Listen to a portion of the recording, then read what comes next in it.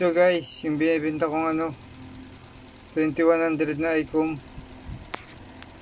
Yan, 2100 na ICOM. May kasama siyang power supply. Sibra. Hindi siya gumagana to, kaya meron ng kasamang voltmeter siya. Hindi siya gumagana itong ampere meter saka voltmeter. So ito yung kasama niya, voltmeter na yan, 13.7. So i-power test natin. Power test natin yan, ha. Yan. Calibration muna natin. Calibrate. Then SWR.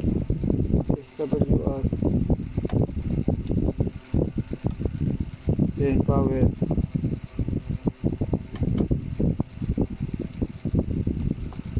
So power. Yung power.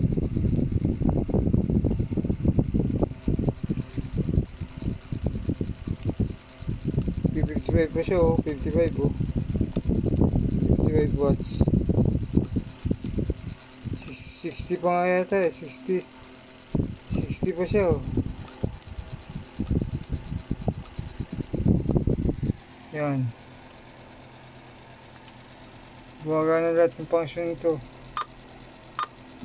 Gumagana lahat yan.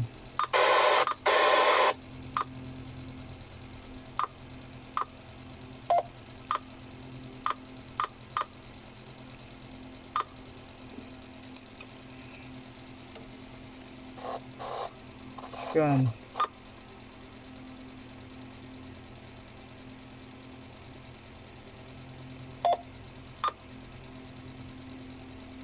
Walang tao.